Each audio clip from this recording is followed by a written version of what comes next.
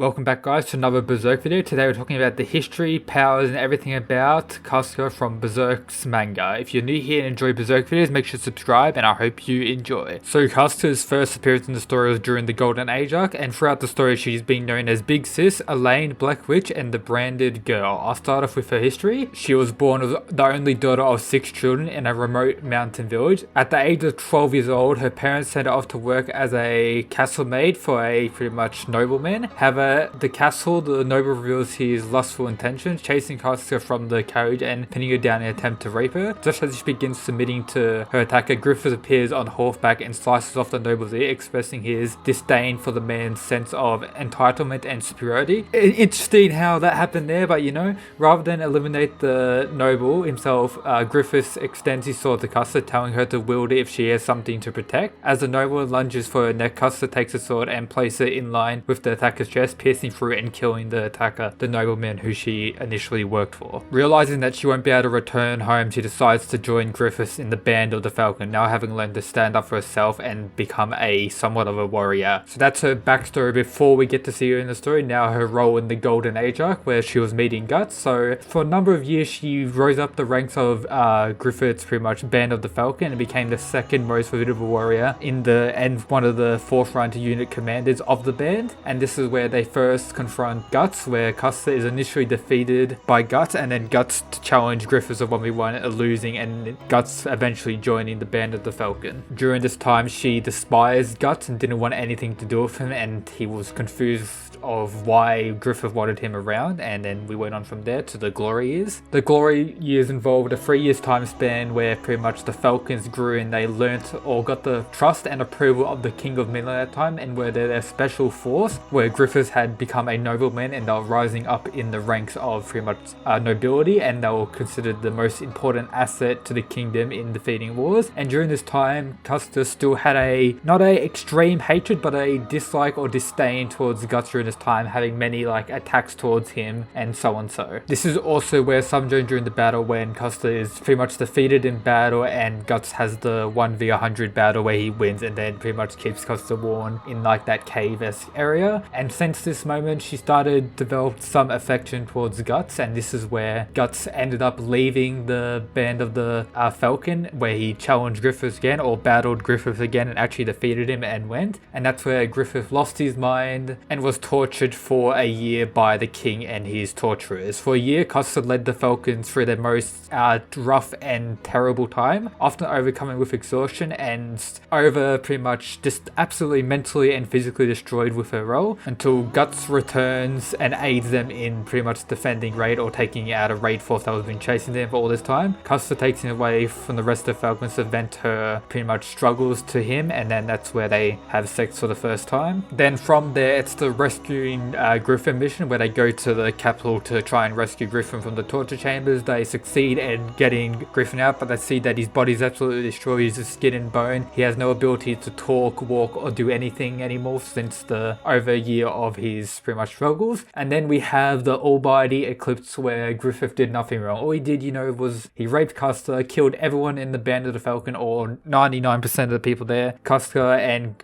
Guts were the only two to survive. During this rape and the pretty much destruction of all the people she loved and cared for, her mind had broken and she had no sense of who she was or anything that had happened. This is also where Guts awakened his absolute insane berserk rage, insanity, and lost his arm. Now onto that, there was a 2 years after pretty much Guts left, where Casca was left in the cave, as she was pretty much reversed to a little kid's mind. She had no idea what was going on. She just had no idea who Guts was. She was just lost completely. And then 4 days after the eclipse, she gives birth to her and Guts's demon child, the infant that had been tainted by Griffith or Fento's violation of Casca during the eclipse. And then this is where Guts is believed to have killed the baby, but it's connected to many theories about the Moonlight Boy and everything like that, how the child is the connection up to the astral world and it's actually the body that Griffith is using currently. There's many theories on that. Just check it out on YouTube. The theories are great, but there you go, that's what happened with that. Now onto the conviction arc. During 2 years after Guts left the pretty much cave where Casca was staying to keep safe from the people chasing after them, as they're both being branded now, she ends up escaping and leading to an area where she's pretty much looked after by a group of prostitutes or a group of girls, where she gets the identity of Elaine plane, and this is where pretty much the next really eclipse is happened, and the return of Griffith, or the big battle of Guts trying to save Casca by taking out everyone. This is where the introduction of pretty much all the people that were involved around the